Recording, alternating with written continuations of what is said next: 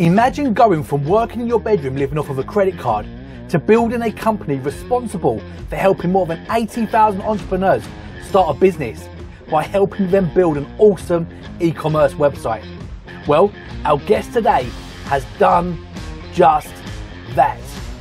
Antony Chesworth believed that everyone should be able to do something they love.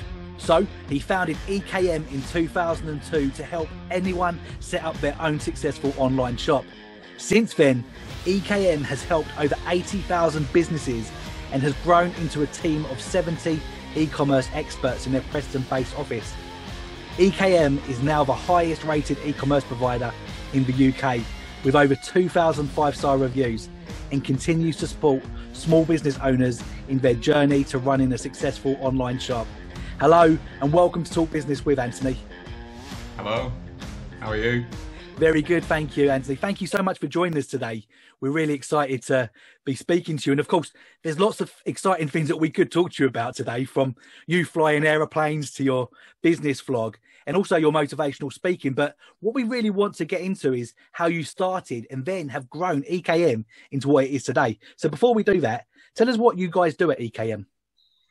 Well, we provide an e-commerce platform so that anyone can create their own successful online shop. The way I tend to explain it to people, especially non-technical people, is we're a bit like a shop landlord, but instead of renting out shop units on Oxford Street, we rent them out on the internet, and then people can come and move in and put all their own products and categories in there and design it however they want. So yeah, that's what we do. Yeah.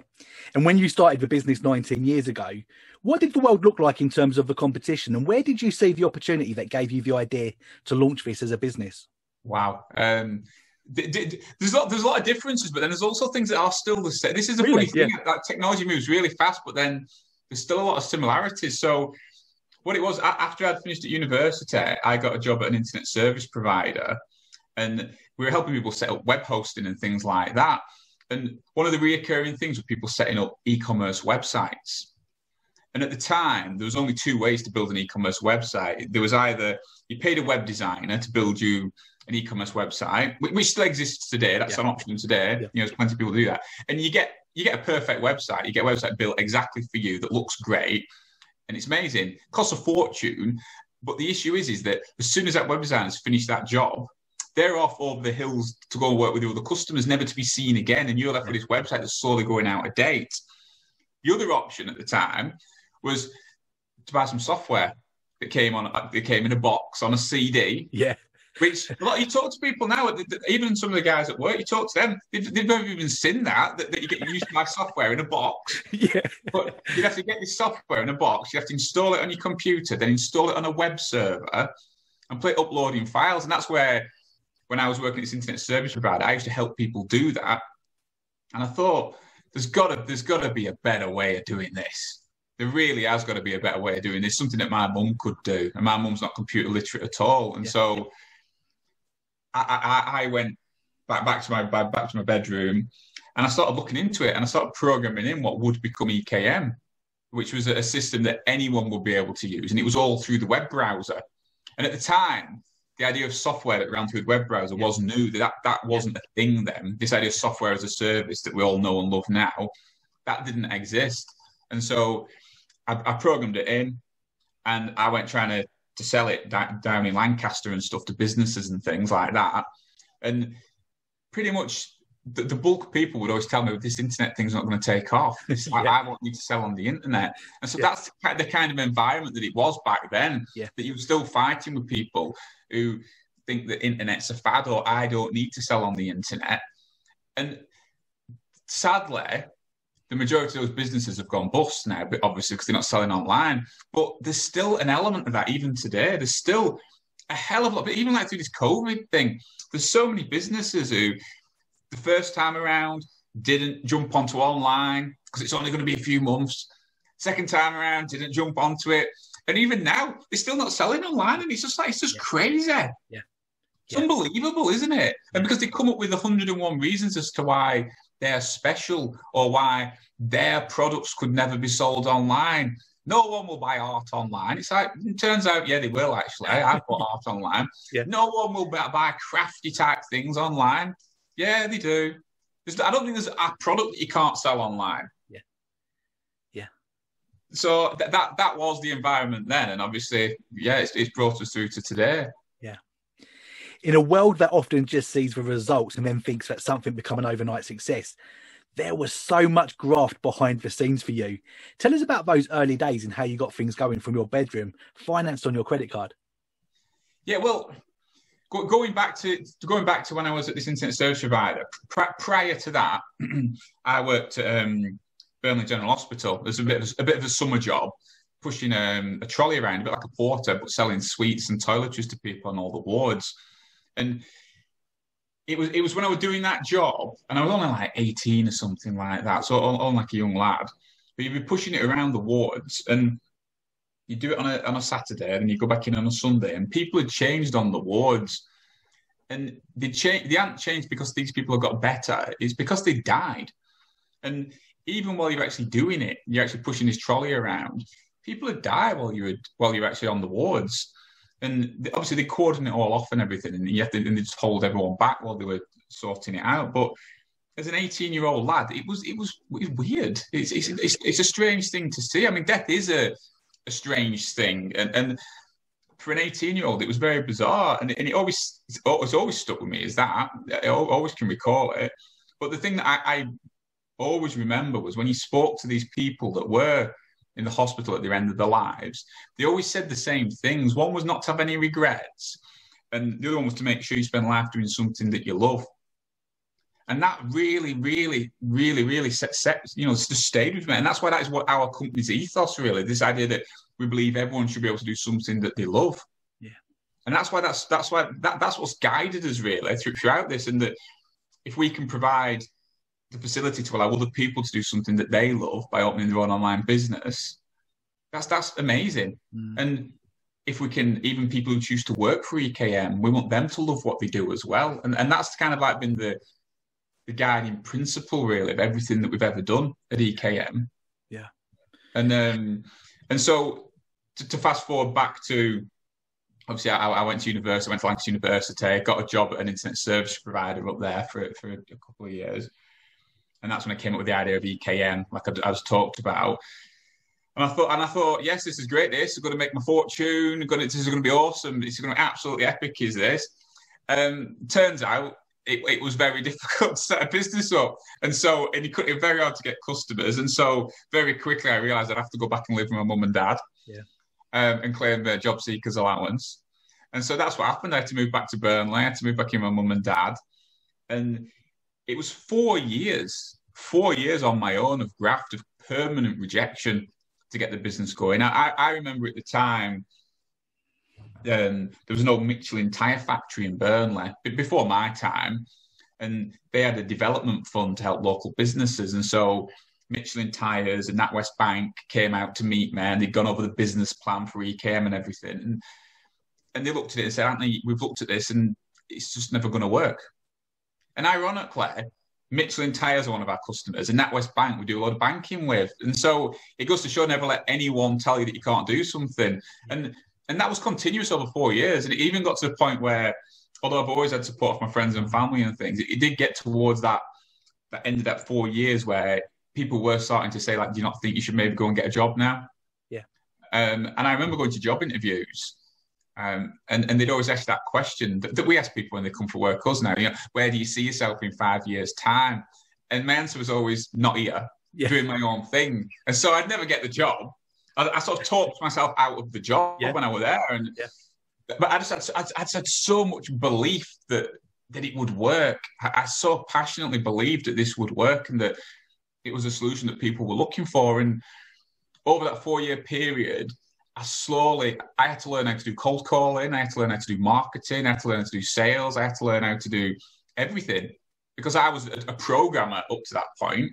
And so I had to learn all that. And I managed to get a couple of customers paying me.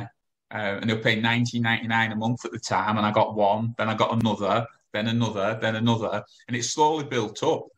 And after about 4 years of this on my own, I managed to build up about 100 customers, all paying me £20 a month. And I went back to one of my friends that worked at that internet service provider in Lancaster. because I always promised him that when I got to 100 customers, I'd come and rescue him. Yeah. And it took me a lot longer than what I thought it would. But I said, you know, we've got 100 customers. Do you want to come and join me? And he did. And then from then it just slowly snowballed, really, and it sort of just grew and grew and grew after that point. But yeah, it's easy to forget that then 4 years. You know, it's easy to look at people thinking they're an overnight success, and you forget that all these people that you see in the media and stuff, all these big successful people, they've been doing it for decades usually before you've ever heard of them. And how important, I mean, I know that you're a dad, Anthony, and I am as well. How important is it that our kids hear stories like this? Because we live in now a world of the social media highlight reel where we're seeing people's, you know, successes on Facebook and on Instagram, but we don't ever get to see the losses. We don't ever get to see the graph like you've just been talking about. Yeah. How important do you think it is for the younger generation to hear this? It's mega important. I was talking to a school the other day. I got asked to talk to a school the other day. And I do generally like talking to school kids because I try to think what would have motivated me when I was a kid. Yeah. And I remember when you did go and see businesses or business people came in and spoke, and they're there in the suit talking business and profit and loss. And you just thought, you know, as a young person, this is boring. I am not getting into business. I want to do what them Instagrammers are doing, which is driving Lamborghinis and Ferraris, posing around pools. That's what I want. And business isn't what, and it's like, hang on, business is what actually will get you that. Yeah. For real, not pretend, not photoshopped. Yeah. That will get you that for real. Yeah. And so I think in this country, we're really bad. In the UK, especially, we're really bad about talking about money. Talking about money is something that none of us like to do. So we've all been brought up knowing not to talk about money. And it's not something you do because you're worried about it coming across as bragging. And it's a private thing. Whereas other countries, like America and places like in particular, they do talk about it. And actually, you should talk about it with your children. You should talk about the price of things and how you earn money and why this costs more than that, why that person earns more than that person, why that job is more valuable than this job, and why, and is that fair, is that right? And you should talk about stuff because it is important for young people to see the value of money and what you can do. And that just getting a job isn't necessarily the route out, you know, the route to do, because the problem is schools and career advisors and people like that are they don't know what they don't know, you know, and they'll only advise what they know, and what they know is getting a job, which is why they're a careers advisor. And so they're going to recommend the same path to everyone, which is you go to school, you go to college, you go to university to get a good job, then you get a mortgage, a car, you get married, you have kids, you have tons of debt, and you're trapped in this system. But it's okay. Because it doesn't matter if you're not happy. It doesn't matter if you're not happy, as long as you're earning good money, because one day you'll eventually be able to retire, and that's when the fun starts. But it's like, but we know that's not true. Yeah. I know that's not true from talking to those people on that hospital ward who all told me, make sure you spend life doing something that you love. I'll be happy when. Yeah. Yeah, I'll be happy. Yeah, they defer the happiness, don't they? And it's a stat I use all the time. 3 out of 4 people hate what they do. Crazy. And that's 3 out of 4 people, because everyone gets stuck in this trap that they earn good money, so they'll have a job that they might love the job that they've got, but they get offered another job that's $5,000 more money.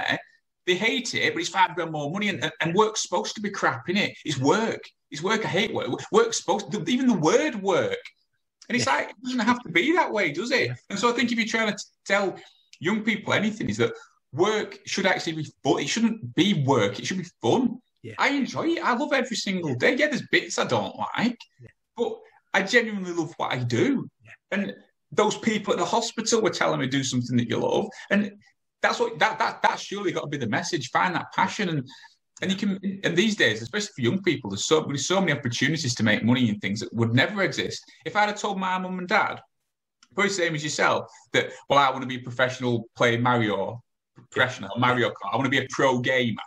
It'd be like, come on, get it real world. Now you can make millions being a pro gamer. It's mental, isn't it? Yeah. But yeah, I think it's about, people have to talk about money, and they have to talk about the successes and the failures. And I think more people need to do that. But the sad thing is, like you mentioned then about social media and things and Instagram and stuff. And the problem with Instagram, LinkedIn, it's all bullshit, isn't it? It really is. It's all just bollocks. And the problem is there's such an appetite for these fake stories. Like, I became a millionaire overnight. People love that.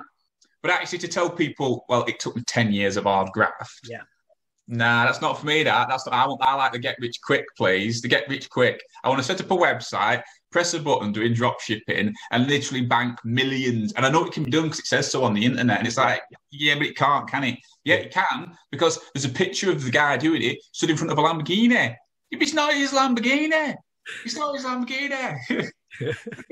And that's the thing, it's a bit of reality, I think people need. Yeah, absolutely. And it must have been hard because you had family members, these outside agencies all telling you that it's never going to happen. How close did you actually come to giving up in those early days, and what kept you going? Yeah, well, this is when I started going for jobs, when it started to get really close. Yeah, it was really tough. I mean, you sort of, when you look back at your memories and you look back at the past, you see it with fondness, don't you? You kind of ignore the nasty. It's like that Baz Luhrmann song, isn't it? You ignore you gloss over the bad bits, but you do forget. It was lonely. It was lonely. It was just me on my own. It was lonely, and I were having to do bits of things to make money, like doing websites for people and things and odd projects, just to get by, really. Yeah. So yeah, it did get tough. Yeah. It got really tough. But the thing is, it's because I so passionately believed in it, because I genuinely loved it.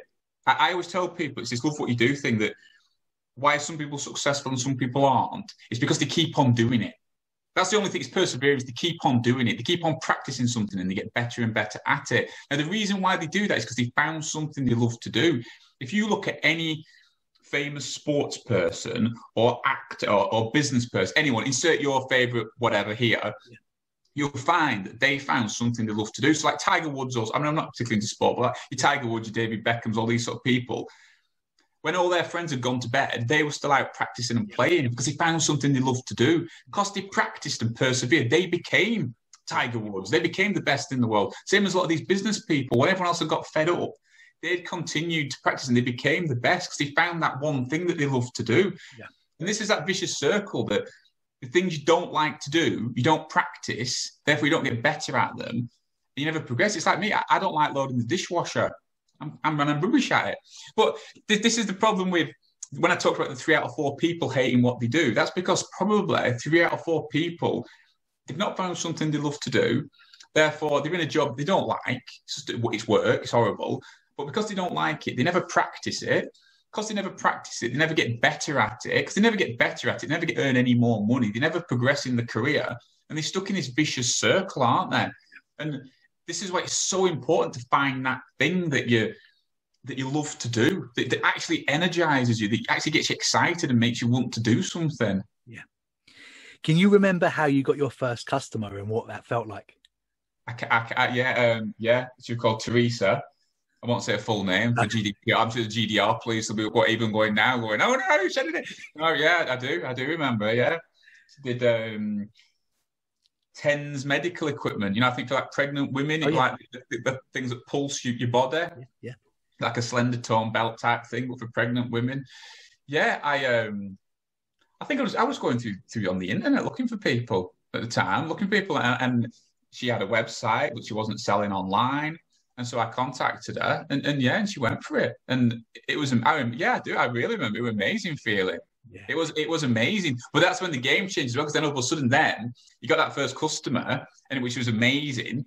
And then the next day, she rang up with a problem, and it was like, the reality now. Yeah, I've actually got to start helping customers and things. And at the time, obviously, it was only me. Yeah. So literally, whenever she had a problem, I was there on the phone, actually working and fixing it at the same time.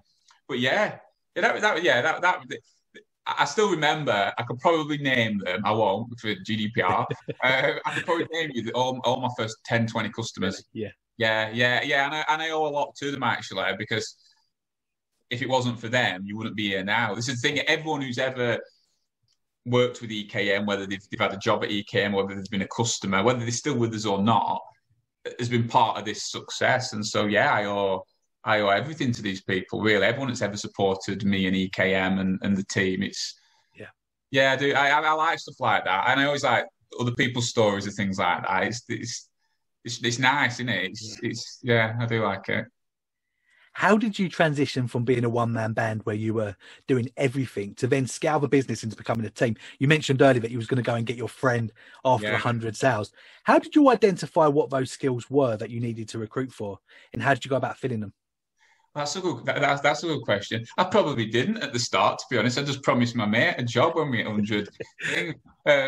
But he says I knew the biggest problem I was going to face when I got to 100 was customer services, actually supporting these customers, because the nature of what we do, a lot of our customers need a helping hand to get them through it, because it's a complicated thing. You're setting up an online business, no matter how simple we make it, people need help and assistance. And I knew that having those customers calling me for help at the same time as me trying to do it was never going to work, because I'd literally be distracted. I'd be so busy helping customers to being able to actually grow the business and actually build the platform better. So I knew I needed a customer services person, and Ian, the guy that joined me, he was customer services. So it was a perfect fit, really. And that's kind of what we kept doing. At the point I was sort of there left programming in the system, and it was employing people to allow me to continue to do that, which was predominantly customer services people, really. It was people to shield me, so I could literally work on the system at the time.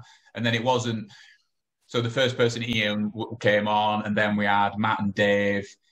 Dave was a programmer, so it was the first time we employed a programmer to join us.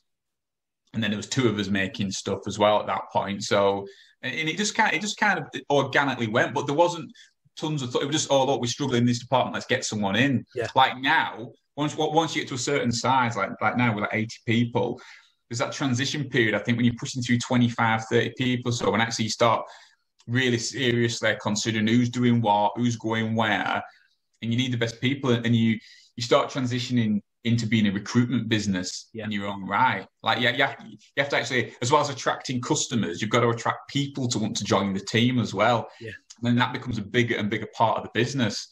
And that's the way it's gone. And how easy did you find that? Because you've gone from, owning all the code, literally knowing the nuts and bolts of everything that's going on.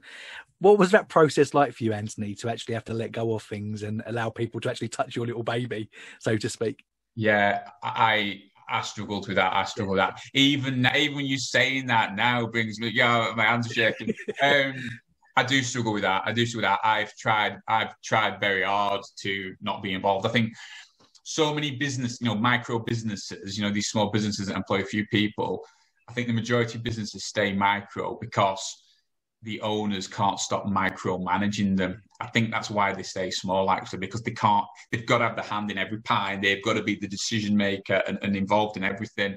And so I've tried my hardest all the time to sort of step back. Because the problem is, as a business owner, as an entrepreneur, there's always that feeling in your head that no one can do it as good as me. And no one can in your head. I can do it better than everybody else. And actually, even if there's an element of truth to that, so there's a certain job that you could do yourself, it's not viable for you to do all these jobs. People have to be allowed to go and make mistakes and actually get on and do it, because it's the only way you can scale the business. And so now, I don't touch any coding really on the platform. I do little bits to keep my hand in on like back end systems and stuff. That's just more because of my own enjoyment more than anything else. But that's tough. But I think a lot of businesses struggle with that, don't they? They really do struggle. What have been the most significant milestones or decisions that has got you to where you are today, having helped over 80,000 businesses? Wow, that's a good one, isn't it? The most, God. I think one of the biggest things that happened to us is that we grew, and I suppose this applies to any business actually. We grew 20% year on year from when we first started, and then about 8 years or so ago, we had a bit of a blip. It started to just flatten off a little bit, and there were a variety of reasons there. But actually, what it really was we'd forgot our company values. We'd forgot what we were there for. As the company had grown and we got more people on, we'd forgot what we're doing it for, and we'd forgot who we were actually working for, which was the customers. And even internally, we'd started using things like customer numbers and usernames and not even referring to customers as people. Do you know what I mean? It was an account. We got an account issue. We have a sign-up issue. And we forgot what we were doing it for. We forgot that we should be following our values and doing the right thing by people. And that making money had become the primary objective in the business, which is a bad way to be. And I know it's just funny, but for talk business, but it is. I think if your primary objective is money, it starts to cause you problems. All the big businesses that we all know and love, whether you talk about Apple, Microsoft, Facebook, Instagram, whatever it is, their primary objective is to help people. Yeah. It's to help people connect, help people to, like Zoom and things, help people talk to each other. They make money as a secondary objective. And of course, the money's mega important. I'm not saying it's not. It is mega important. Money is important. But it's not the primary objective. Whereas if the primary objective is trying to extract every penny out of someone, it never works. And I think when we realised that, when we had that awakening, really, that look, we've took our eye off the ball here a little bit, that accelerated the business no end, because we refocused again back on the customer. What do the customers want? How can we help more people? Helping them, not extracting money, helping them. How can we help them be a success? And so we kind of pivoted a lot of the business model at that point as well, because we wanted to pivot it to help people to set up a successful online business, because there's that many e-commerce platforms out there now. There wasn't back when the reason I set up. Now there's so many, these massive American ones that are worth billions. You know, they'll spend more on marketing in a week than what we'll earn in a year. Do you know what I mean? It's just absolutely immense amounts of money. And the majority of them just lose money as well, because in America, unlike the UK, profit's a dirty word, isn't it? You don't have to make profit, which must be phenomenal. We can just waste billions upon billions of dollars. It doesn't matter, because there'll always be someone who will give us some more. But there's that many platforms out there, and there's so many of these get-rich-quick type things. And the reality is setting up a business is bloody hard. It is bloody hard. Of course it is, because anything worth doing is hard. There's nothing that's worth doing that's easy. And anyone who thinks anyone who thinks setting up a business is easy is deluded. It's hard work, and it requires a lot of graft. And so this in terms of helping customers, we realized this as well, that the messaging on all these e-commerce platforms was wrong. It was all about, set up a website quick and easy, and you make loads of money, and you can import products from Alibaba, press a button and you can sell them, drop shipping. And it's like, that whole messaging is wrong. It's like, that's not how you build a sustainable business. It's not the right thing to do. And so we really focused and doubled down on this helping customers idea of helping them create a successful business, to the point where we only want to work with people who want to create a successful business. If you just want to have an online shop so you can tick a box and tell all your friends I have an online business, there's other platforms for you. If you want to get rich quick, which will never happen, but if you want to get rich quick, there's again other platforms for you that are well known. We all know who they are. We all see the adverts. But we want to work with people who want a successful business, who actually want to build a sustainable business that will grow. Yeah. And since we've doubled down and focused on that, and focused all our efforts on helping people, the business has just absolutely shot up. You know what I mean? Far better than it was even at the start. And so I suppose, to answer your question, although it's been a long-winded answer, it's remembering that your primary aim is to help people. Yeah. Help people. That's all your aim is in life. That's the aim of the game of life, help people. The more people you can help, the better you'll do out of life anyway. So, yeah. You have built EKM during a generation when a lot of big companies have moved their support teams abroad, but instead you've gone down the route of building an amazing building with offices costing nearly £4 million in Preston. Did you consider setting up abroad, and what made you build here in the UK? Probably that exact thing I'm just talking about. It's about helping people, and yes, you can get help from places abroad, but the reality is the majority of call centres that are outsourced abroad aren't outsourced because they can offer a better quality of service. They're outsourced because it's cheaper. Yeah. If they're being outsourced because they can offer a better quality service, that's fine. But the reality is it's because it's cheaper. Like, let's farm everyone out to, it's normally India and places like that. Farm out there because it's cheap. The service will be crap, but it's cheap. It's better for the bottom line. But, helping people. Yeah. You're just trying to extract money. And all of us have gone through that rigmarole of having to ring one of these big companies and spending 40 minutes on hold, talking to someone who has no authority to do anything. And it's just soul destroying. Yeah. So we've never, ever thought about outsourcing support and things to countries just to save money. Yeah. We may set up more support centres in other countries as we expand around the world. If we open American offices, we probably have American support people there. But yeah, never for saving money or anything like that. And our support is what we pride ourselves on. It's why we're the highest rated e-commerce platform in the world. On all the review websites, we're the highest one because we invest so much into that helping people, that personal contact, that you get an account manager. Like one of the things that we did, again, that sort of changed our business a lot was setting up an online business. It's like joining a gym. In January, everyone joins a gym, and then they realise that joining the gym is actually a bit like hard work. You know, getting fit and healthy. Everyone wants to be fit and healthy. Everyone wants that six pack, but to actually get it, it's a bit like hard work. I don't know. It's like hard work. And so setting up an online business is just the same. Everybody wants that Lamborghini and that yacht and all this success, or be able to stay at home and sit on a beach or something. But actually doing a business is hard work. Yeah. And so, like the gym, you need a coach. You need someone to keep, come on, more reps. Come on, we need you in. We've got a class for you. Come on. So we did the same thing with EKM. You get an account manager who's that person to motivate you to come on. Next time I ring you, I want you to have uploaded all your products. Next time I ring you, I want you to do your descriptions. I'm going to go away and upload this for you. I'm going to do this for you. We're going to get the design sorted and the egg you on because that first 6 months is the crunch time. Because it's that time to establish a habit, isn't it? Where it's going to the gym or whatever. If you can get past that 6 months, you then can start saying healthy. If you can get past that first 6 months of your online business, you've got a hell of a lot more chance of success. And I was only running the numbers the other day. The customers who do work with us and go on to take an account manager all the way up to like that 6 month period, they generate 42% more income than the ones that don't. Yeah, which is phenomenal. That's like a ridiculous figure, isn't it? Because they're working with us and they're engaging with us, 42% more income. Yeah, because you work so closely, and this is very unique, isn't it? The way that you coach your customers, your clients through this process in becoming the best that they can be. Amazing concept. You get a real insight into these people's businesses. What are the common traits that you recognize in your clients that separate those online retailers that are the most successful to those that are not as successful?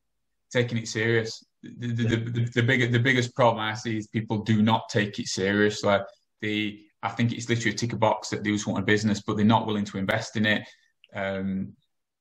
People still believe, it's going back when I visited EKM, people still believe they can pay someone to build them a successful business. I'm going to pay, and it's always my mate's brother's friend, who's a web designer. I'm going to pay them $5,000 and they're going to build me this website, and then it's going to make me £1 million a year and I can sit at home doing nothing. And it's like, No, you've got to run the business. You've got to be invested in the business. You've got to take it seriously, because anything worth doing is hard work. Yeah. And there's a hell of a lot of people still today who just do not take it seriously. They do not invest in it. So when customers do fail, and of course they do, you're dealing with small businesses, and you're asking the question like, how much money have you invested into marketing it? Or both money and time onto social media, onto Google? Oh, nothing. No, I've not done that. And it's like, yeah, but how would you expect it to be a success then? You've got to invest in it. And the most soul destroying one for me is always sometimes, well, I've not had to do that on Amazon. I can sell all my stuff on Amazon and it don't cost me. And it's like, do you realize how much you pay in Amazon? You pay like what 30% to Amazon, plus they hold your money for 6 months. Yeah. Plus Amazon spend millions, if not billions, on marketing. Everyone knows who Amazon is, but no one knows who you are. And so if you sell a widget on Amazon, that person's bought it from Amazon. They've not bought it from you. Yeah.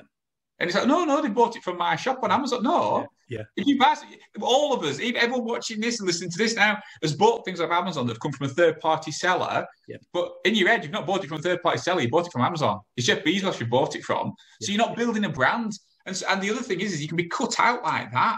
That's why I'm so worried about these people who do just rely on marketplaces, because they can. I literally see it. Yeah. People get turned off. Yeah. They get turned off for something. They get cut out. Someone else comes in selling the exact same product as them.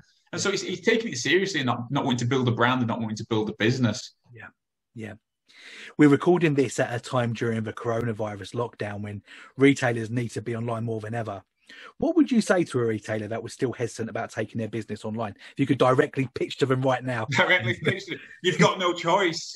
You've got no choice. This is, I said it at lockdown 1. I said it at lockdown 2. I've said it at lockdown 3. I'll say it at lockdown 4, 5, 6, 7, 8, 9, 10, 100, whenever they let us out of this, whenever they let us out.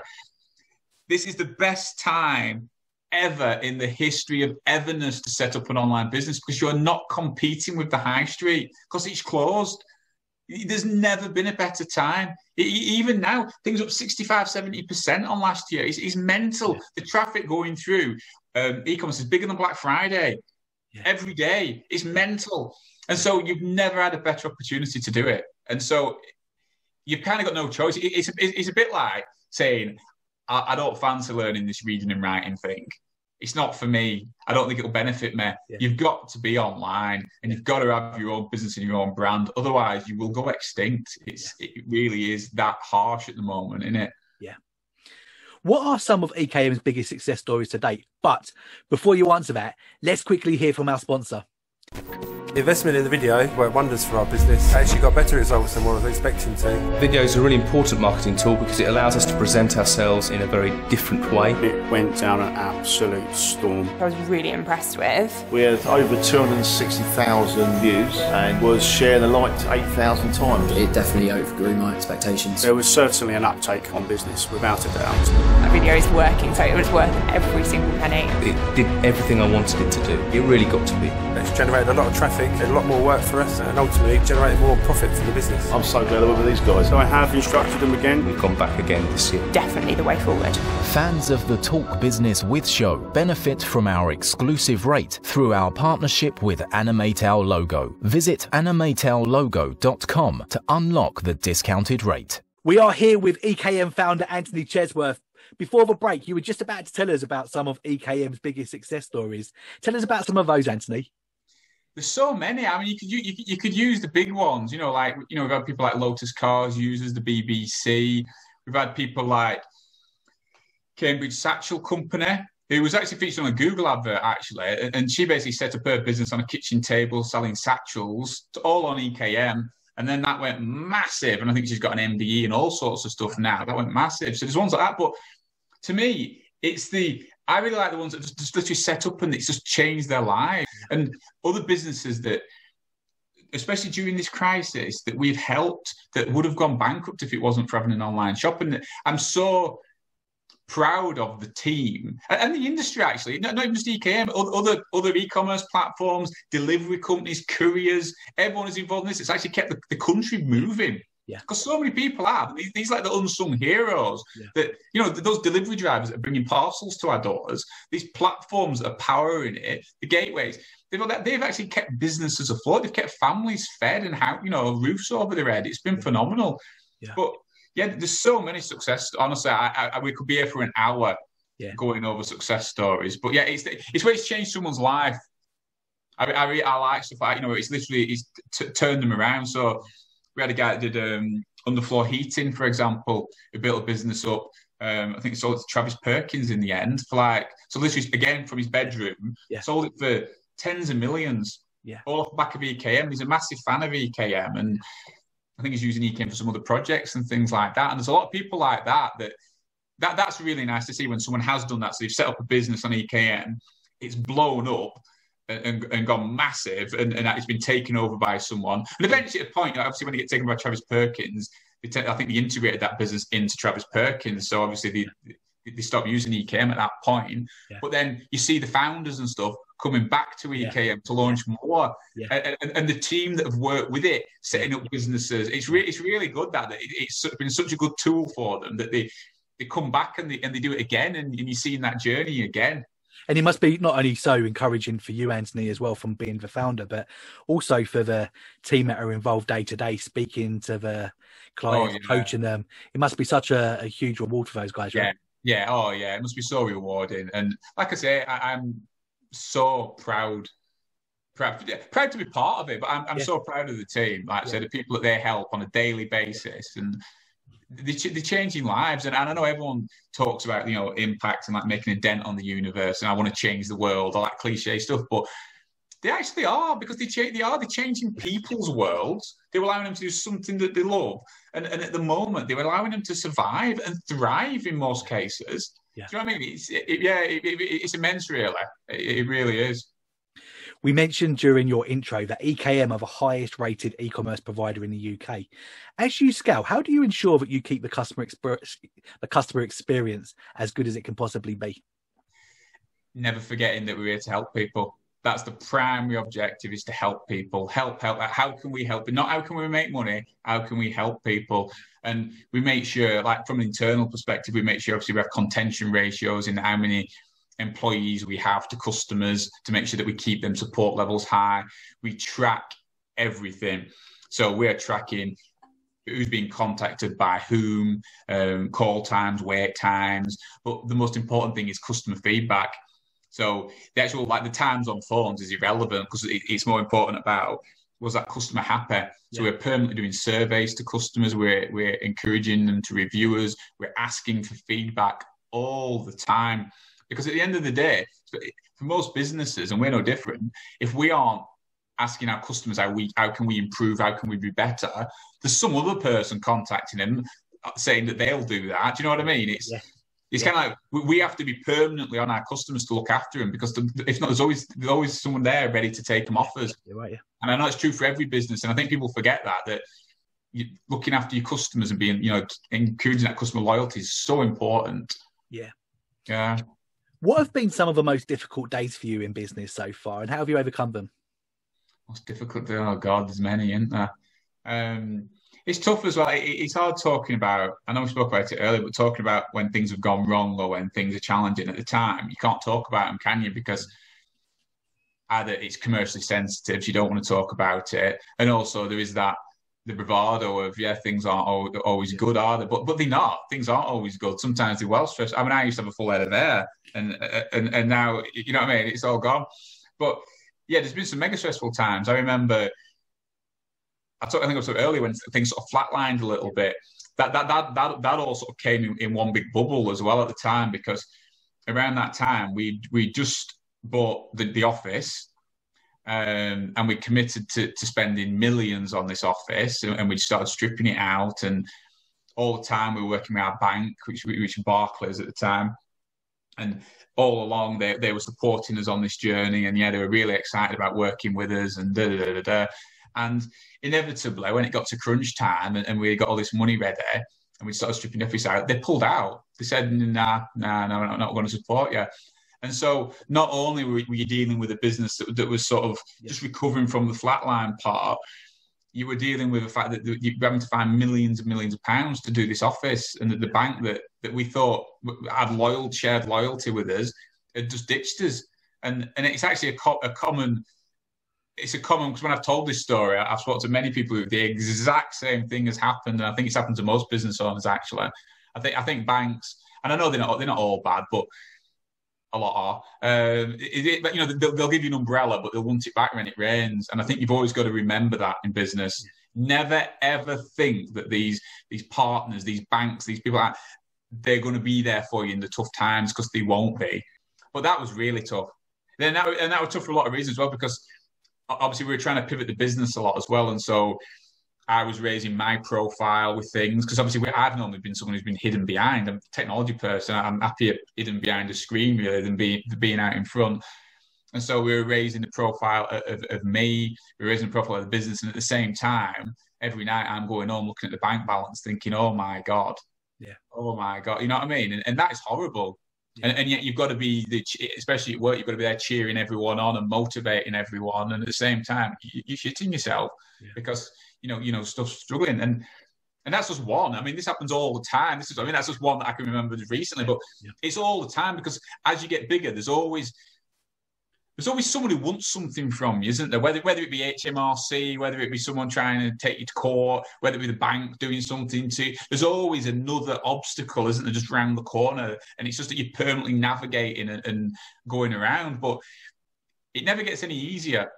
I think that's the main lesson, I suppose, for anyone listening to this, is that I think all of us, every single one of us on the planet, thinks that when you get bigger than where you are now, it's going to be easier. So you're looking at someone like Elon Musk or whatever, or Bill Gates, thinking, well, when you get to that, it'd be well easy then, wouldn't it? And it's like, you're looking at Elon Musk, he sleeps on the floor of his factories. It's not any easier for him. It's well stressful. And it never gets any easier. It doesn't get any easier. It really doesn't. That's why you've got to love the process. You've got to love what you do. Because if you're just trying to do it for an outcome in the future, like what most people are in life, they're doing it for this pension, that it doesn't matter if I hate the journey because I can love the reward. It's never going to be, because it's never going to happen, is it? And I think with business, it's because it's such a long journey and there's so many challenges. It's like a puzzle game, isn't it? And yeah, it's, again, if we went over all the problems and things we've had, we could be here for hours upon hours. But you learn from them, don't you? And you become a lot more hard-skinned from it. Yeah. You really do. If you had to start a new business again from scratch tomorrow, what would you do? Oh, wow, what would I do? I should say an online shop, shouldn't I, really, to encourage everyone to do it. But that said, my skill strength really is, I suppose, in software and building systems. I get a proper buzz when I see people using something that I've built.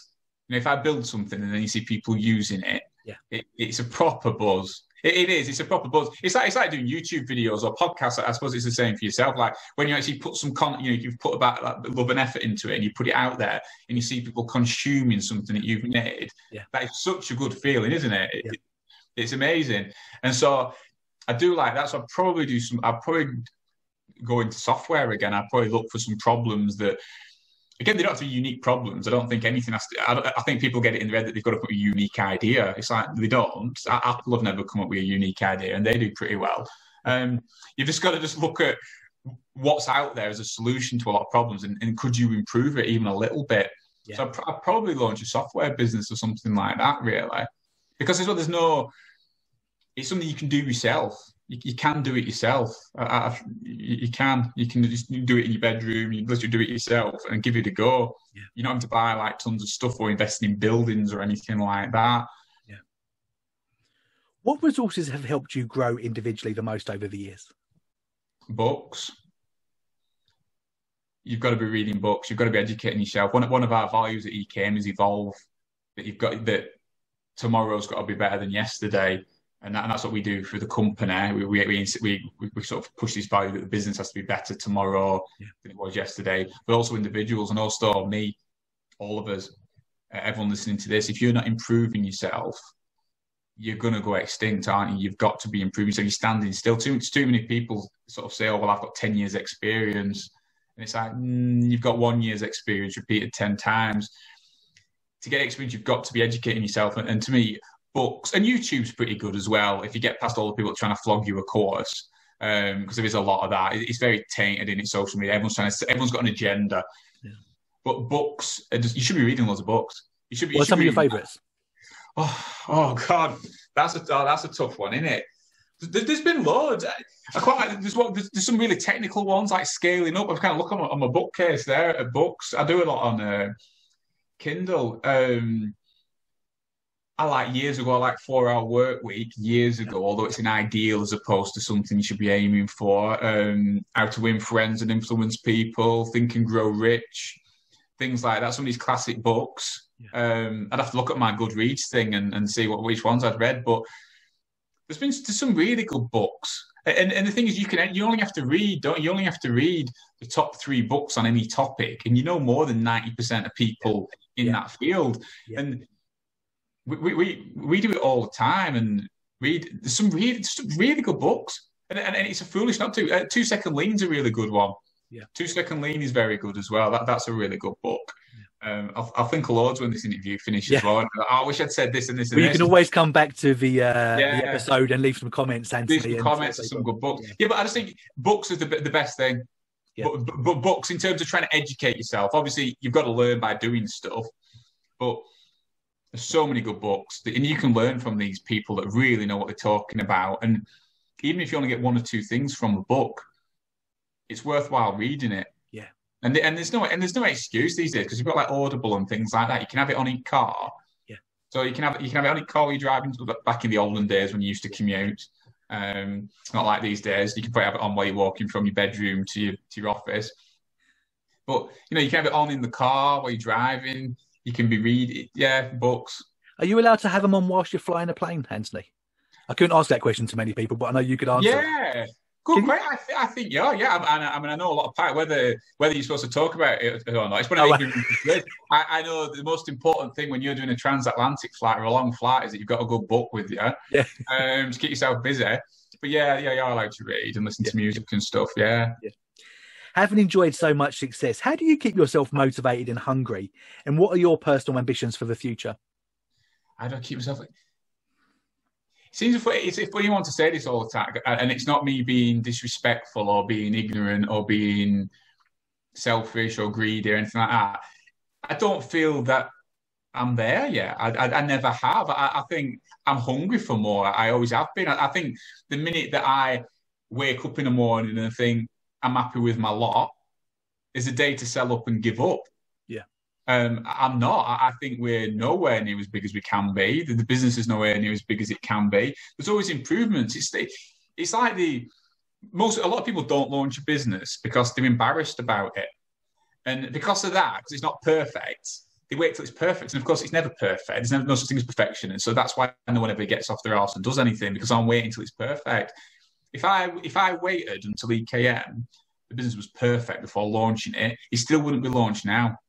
There's still things now that I don't like, I'm not happy with, I need to change it. And me as a person as well, I'm always improving. So yeah, I'm not there yet. So that's what keeps me going. I genuinely love the journey. I love the process. And I want to carry on growing it. I love the idea when you see these big companies like Microsoft and Facebook and things like that, where all, like, say, the top 250 employees are all multimillionaires.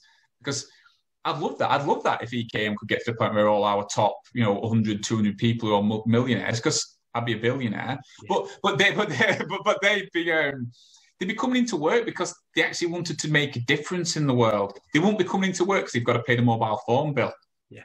And that must be amazing. For those big companies, that must be a phenomenal feeling that people are coming in purely because they love it that much. Yeah. And that the money's not actually important anymore. So I'd love that. And I'd love that to be able to share that with the team, that they could have that level of success as well. Yeah, amazing. Antony, the period of time that we've spent together has been so amazing. Really enjoyed hanging out with you. Thank you so much for your time. Oh, you're welcome. Thanks for having us.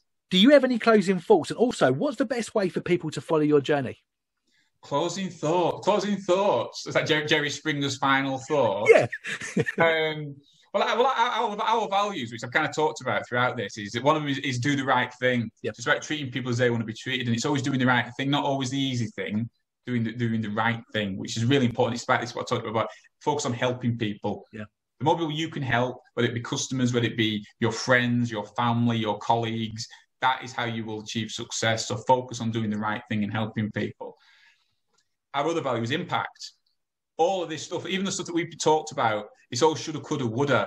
If you've listened to this now and you're inspired to do something, it's all for nothing unless you make some impact. Unless you get off your backside and actually do something about it, it is pointless. Yeah. So it's about taking the stuff you've read in books, the things you've watched on YouTube, the podcasts you've listened to, and do an impact, actually make a dent in the universe, actually do something, which is the toughest thing. We can all read fitness magazines, but actually getting off our arse and going to gyms a bit more hard work. But it's the impact that makes a difference. So make some impact. The S, our other value, is simple, which is about keeping things simple. Things don't have to be complicated. I'm not a complicated person. I hope it's come across in this podcast. It's quite a simple chat, aren't we? Keep things simple. You don't have to bamboozle people with technology and things. And even when you're learning stuff, don't overcomplicate it. Just keep things simple. Yeah. Everything we do at EKM has to pass the mum test, which is basically my mum, Anthony's mum. Test, could she do it? Yeah. Would she be able to do it? She's not remotely technical. And this idea of keeping things simple. And the other one that's really important, we've already talked about, is evolve. Yeah. You've always got to be improving yourself, always be improving. If you want to be the best in your field, you've got to be educating yourself. It's not just going to randomly happen. Yeah. And no one on this planet has a God-given right for success. You've got to evolve, improve yourself, make the impact to get there. No one else will do it for you. The world isn't fair. Life isn't fair. You've got to evolve yourself and improve yourself. So that'd be my sort of final thought. Follow them values, which are my values as well. Yeah. And if anyone wants to find out more about me or EKM, our website's ekm.com. if you Google it, you can find it. And likewise on YouTube, if you look for me, Antony Chesworth, no H in Anthony, just so I can never buy a cup with my own name on it. I'm sure that's why they did it. If you Google me or YouTube me, Antony Chesworth, there is like a vlog series that I put out of me at work and what we're up to and things. And obviously that's been challenging with COVID, because it'd just be me sat in my scruffs at home all the time. But yeah, so you can find out a lot of information on us, online. Brilliant. Well, the vlogging is very good. I'm a subscriber myself. Anthony, I'm going to put the links to everything you've just mentioned in the description below. So no matter where you're listening or watching this episode, you'll be able to follow Anthony by looking at all of those links. Anthony, thanks again for your time. Really enjoyed it. You're welcome. Thank you.